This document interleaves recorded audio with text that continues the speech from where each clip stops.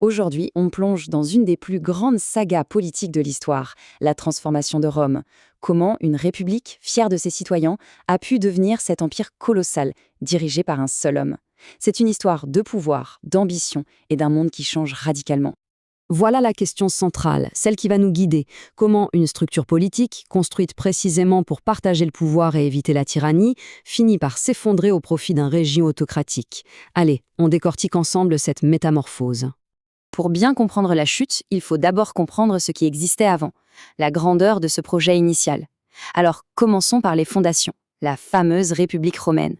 Au cœur de tout, il y a ce concept, cette idée presque révolutionnaire pour l'époque, la res publique, la chose publique. Ça veut dire que l'État, ce n'est pas le jouet d'un roi, non, c'est l'affaire de tous les citoyens. Un idéal incroyablement puissant qui va forger l'identité romaine pendant des siècles. Alors, comment ça fonctionnait en pratique? Eh bien, le pouvoir était divisé en théorie. On avait le Sénat, le bastion de l'aristocratie, qui donnait la direction générale. Pour diriger, il n'y avait pas un roi, mais deux consuls, élus pour un an seulement, histoire qu'aucun ne prenne trop de pouvoir. Les citoyens, eux, votaient dans des assemblées. Mais le point absolument crucial, c'est que le citoyen était aussi le soldat. La même personne qui votait la loi devait la défendre les armes à la main. L'ambition politique était très encadrée. On ne devenait pas chef du jour au lendemain.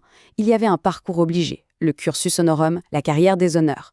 On commençait par gérer les finances, puis les travaux publics, puis la justice, avant d'espérer un jour atteindre le Sénat. C'était un système conçu pour la stabilité, pour former des dirigeants expérimentés. Et c'est là que tout bascule.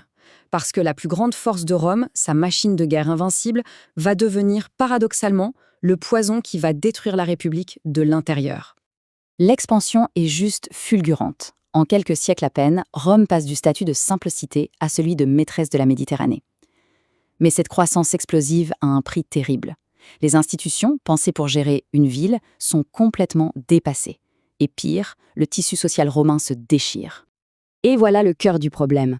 Les conquêtes créent des généraux immensément riches et puissants. Pendant ce temps, les petits paysans soldats, ruinés par des années de service loin de chez eux, perdent leurs terres. Leur seule option, s'engager comme soldats professionnels. Et leur loyauté ne va plus à l'État, mais au général qui les paie, leur promet du butin et une retraite. Le résultat était inévitable. Ces nouveaux impératores, à la tête de véritables armées privées, vont s'affronter pour le pouvoir. Les guerres civiles deviennent la norme. D'abord, Marius contre Sylla, puis le choc des titans, César contre Pompée. Chaque guerre civile laisse le Sénat un peu plus faible et prouve une chose. À Rome, le vrai pouvoir n'est plus dans les institutions, il est au bout de l'épée. On arrive maintenant au moment clé, le point de non-retour. La vieille République agonise, et sur ses cendres, un tout nouveau système est sur le point de naître. Ironiquement, l'assassinat de César, censé sauver la République, la précipite dans une dernière décennie de chaos total. Et de ce bain de sang, un seul vainqueur émerge, le jeune héritier de César, Octave. En 27 avant Jésus-Christ, après avoir balayé tous ses rivaux, il est le seul maître du jeu. Mais Octave est un politicien d'un génie redoutable. Il a très bien compris que les Romains détestent le mot « roi », alors il ne va surtout pas prendre de couronne. Non. Il se fait appeler modestement « princeps », le premier citoyen. C'est une façade brillante pour masquer une réalité toute simple, il a le pouvoir absolu. Et ce tableau résume parfaitement son coup de maître. En apparence, tout continue comme avant. Le Sénat se réunit, on élit des consuls. Mais en réalité, c'est Octave, qui porte désormais le nom d'Auguste, qui contrôle tout. L'armée, l'argent, la politique. Il a ramené la paix, c'est vrai, mais au prix de la liberté politique. La République n'est plus qu'une coquille vide. Ok, le nouveau régime est en place. Mais maintenant, le plus grand défi commence. Comment on fait pour gouverner et unifier des dizaines et des dizaines de peuples complètement différents? Ce chiffre, il faut prendre un moment pour le regarder. C'est stupéfiant. Au début de l'Empire, à peine 1 million de citoyens, pour une population totale estimée à 60 millions.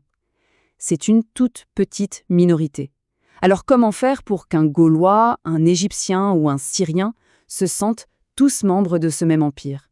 La réponse des Romains a été, là encore, assez brillante. Au lieu de garder la citoyenneté comme un privilège jalousement gardé, ils en ont fait un outil d'intégration. Être romain, petit à petit, ça devient moins une question de sang que d'adhésion à une culture, à un mode de vie. Le point d'orgue, c'est l'édit de Caracalla en 212 qui transforme d'un coup presque tous les hommes libres de l'Empire en citoyens romains. Et la romanisation, ce n'est pas juste un papier d'identité. C'est construire sa ville avec un forum et des termes. C'est utiliser les mêmes lois, c'est parler le latin pour l'administration. C'est aussi utiliser cet incroyable réseau de routes qui connecte tout l'Empire. Et enfin, c'est partager un culte, celui de l'empereur, qui devient le symbole vivant de l'unité de cet immense territoire. Mais l'Empire ne s'arrête jamais de se transformer. Ces derniers siècles vont être marqués par deux changements monumentaux, qui vont non seulement redessiner l'Empire, mais aussi poser les bases de l'Europe à venir. L'Empire est devenu un géant, tout simplement trop grand pour être géré par un seul homme depuis un seul endroit. Face aux menaces extérieures constantes, le centre de gravité se déplace logiquement vers l'Est, qui est plus riche et plus facile à défendre. La fondation de Constantinople par Constantin, ce n'est pas un simple déménagement, c'est un aveu que le cœur du monde a changé de place. Et en même temps, une révolution spirituelle est en marche.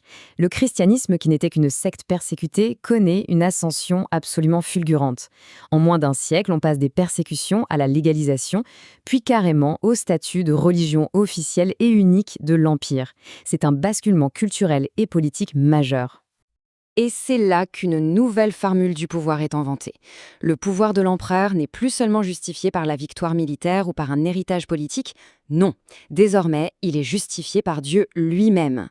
C'est la naissance du modèle de la monarchie de droit divin, un modèle qui va dominer l'Europe pendant plus de 1000 ans.